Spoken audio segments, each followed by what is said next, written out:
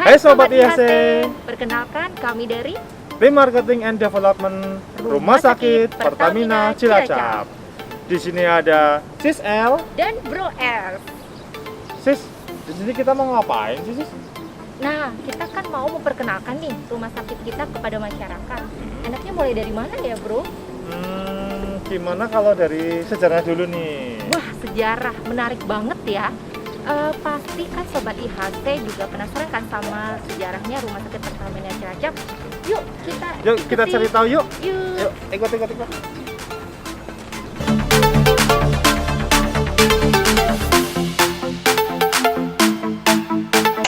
Selamat siang Bu Darti. Selamat siang. Gimana kabarnya Ibu? Alhamdulillah, puji Tuhan, baik, sehat. Iya Bu, semoga tetap sehat ya Bu. Amin. Terima kasih doanya. Kami Ya. dari tim pemasaran Rumah Sakit Pertamina Cilacap. Ya. Ya, saya Sarwan dan itu Mbak Lola. Perkenalkan Bu, saya Lola Bu. Ya, terima kasih Mbak Lola, selamat bergabung. Kami kan ingin memperkenalkan Rumah Sakit Pertamina Cilacap ke masyarakat. Ya. Dan kami ingin dimulai dari sejarah Rumah Sakit Pertamina Cilacap. Ibu bisa menceritakan nggak awal mula berdirinya Rumah Sakit Pertamina Cilacap, Ibu? Oke. Selamat siang Mbak Lola, Mas Sarwan. Terima kasih atas waktu yang diberikan kepada saya. Selaku saya mantan perawat Rumah Sakit Pertamina Cilacap.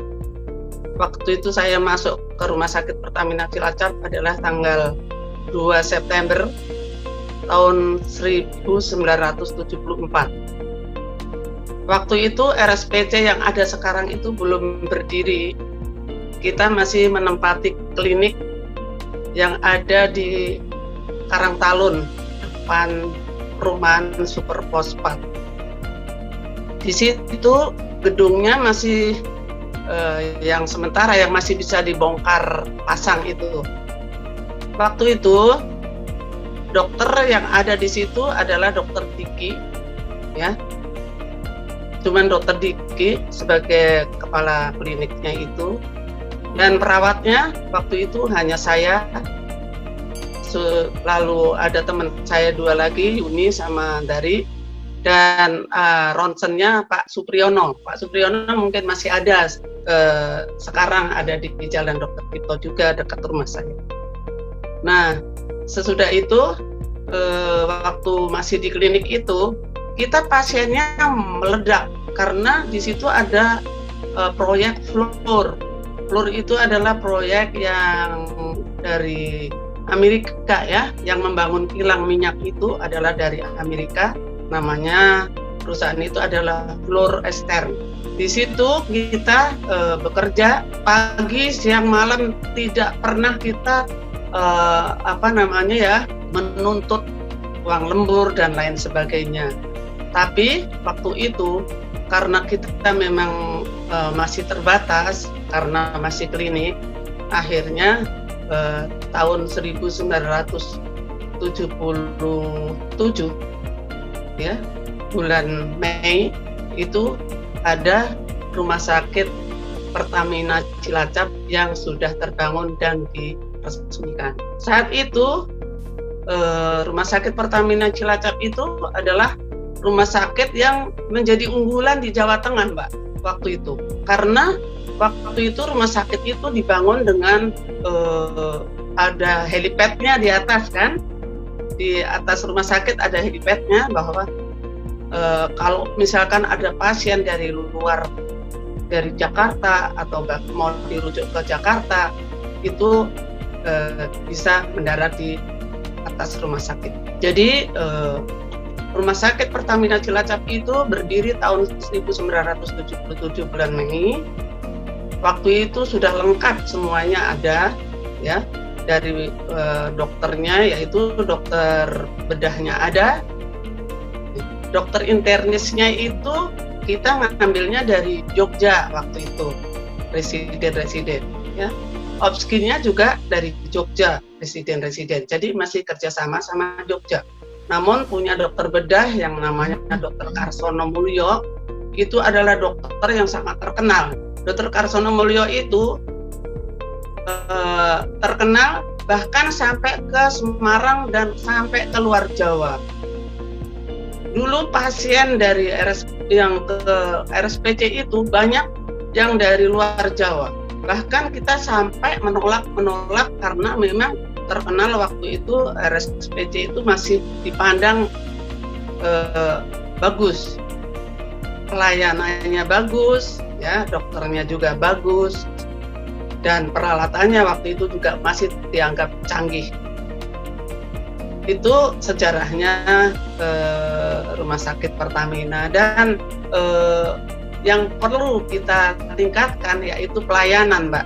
Pelayanan itu dari depan sampai belakang harus bersatu, ya, melayani pasien dengan sungguh-sungguh.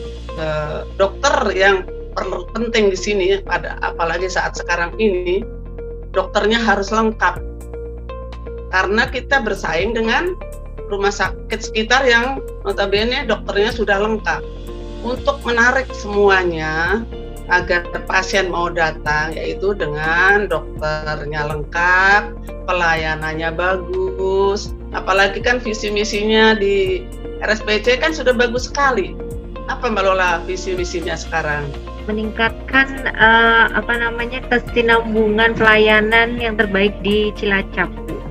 Nah, kan sudah bagus visi misinya. Jadinya itulah yang penting menurut saya sebagai pionirnya. Saya dulu dianggapnya pionir dari RSPC karena saya adalah suster yang pertama kali ada di RSPC itu. Saya pensiun sampai tahun 2005. Jadi saya bekerja di RSPC itu 31 tahun, Mbak Lola. Cukup lama. Luar biasa sekali ya Bu Darti ya. Kalau waktu pertama dibangun itu ada berapa bed, Bu? 60. Dulu waktu dibangun tipe D ya Bu ya, pertama ya? Iya, lantai 1, lantai 2, lantai 3. Cuman lantai 4-nya adalah asrama perawat. Oh, dulu dibuat asrama.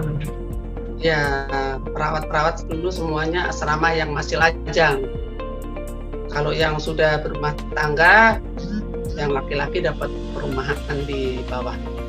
Mungkin bisa diceritakan Bu pengalaman atau suka duka jadi perawat di Rumah Sakit Pertamina Cilacap dulu Bu. Atau mungkin ada pengalaman yang tidak terlupakan gitu Bu. Kalau suka dukanya ya Mbak ya, kalau menurut saya banyak sukanya daripada dukanya. Kita sebagai perawat Rumah Sakit Pertamina itu banyak sukanya Mbak. Dukanya ya sedikit lah, namanya kita bekerja ya. Namanya orang bekerja, apalagi sebagai perawat. Kadang-kadang hujan deras jam 12 malam, kan gantian shift jam 12 malam ya, harus berangkat bekerja. Terus karena kalau saya, kebetulan saya itu sering di kamar bedah ya, jam berapapun dibangunin harus berangkat. Tapi pagi harus sudah balik lagi kerja karena memang disiplin kerja kita jam 7 harus sudah ada di rumah sakit kembali. Walaupun kita jam 5 pagi baru pulang. Itu dukanya. Tapi sukanya banyak. Gitu. Jadi menurut saya perawat di RSPC itu banyak sukanya. Dukanya mah nggak ada lah. Boleh dibilang kecil sekali. Gitu. Iya betul Bu, saya juga ngalamin kerja di rumah sakit itu banyak sukanya Bu. Banyak sukanya. Jadi kalau bilang di rumah sakit itu banyak dukanya itu bohong menurut saya. Karena saya sebagai perawat itu rasanya ya happy lah. Bekerja kalau dengan happy, dengan senang, itu akhirnya melahirkan yang baik kepada pasien, membawa kesembuhan pasien itu. Bu, ada info nggak Bu, kenapa rumah sakit itu dibangun di lokasi yang sekarang? Begini, infonya dulu kenapa rumah sakit itu dibangun di pinggir laut. Waktu itu dirutnya adalah Pak Ibnu Sutowo. Pak Ibnu Sutowo itu maksudnya membangun rumah sakit di pinggir pantai itu supaya pemandangannya indah, ya. Letaknya di pinggir pantai kan. Terus bisa ada helipad dan sebetulnya dulu katanya sih mau untuk hotel, tapi ternyata akhirnya untuk rumah sakit. Itu Mbak. Jadi ya kita bersyukur sekali rumah sakit ada di situ itu sebetulnya tenang sekali loh. Tenang. Kalau untuk orang yang berobat, untuk orang yang sakit kan tenang sekali, nggak ada hiruk pikuk di samping kiri kanan. Betul ya Bu. Kak, berarti dari tahun 77 itu juga sudah ada lift ya Bu ya? Oh sudah Mbak. Justru makanya kan terkenal seluruh Jawa Tengah itu sampai ke Jogja karena memang kita rumah sakitnya udah pakai lift. Di rumah sakit lain belum ada. Makanya kita itu sebetulnya sudah modern dari sejak tahun 77. Jangan ketinggalan sekarang. Berarti juga termasuk gedung tertinggi di Cilacap dulu ya Bu ya? Ya betul. Betul Mbak.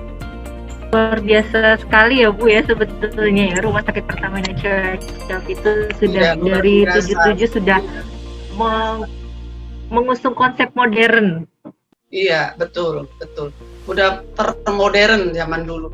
Saya dulu masuk ke RSPC itu pernah awalnya saya keliling-keliling di bawah studi banding ke RSPP, ya ke Cirebon. Kalau Cirebon belum tingkat waktu itu, masih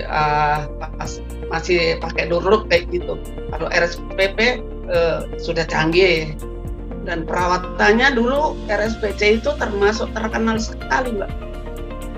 Iya betul, udah sih. Ini tantangan juga karena dulu sempat Pertamina hanya untuk Pertamina saja Bu, sebelum ke Pertamedika. Jadi banyak masyarakat yang masih beranggapan bahwa rumah sakit Pertamina itu untuk Pertamina saja. Sedangkan sekarang sudah bisa untuk umum.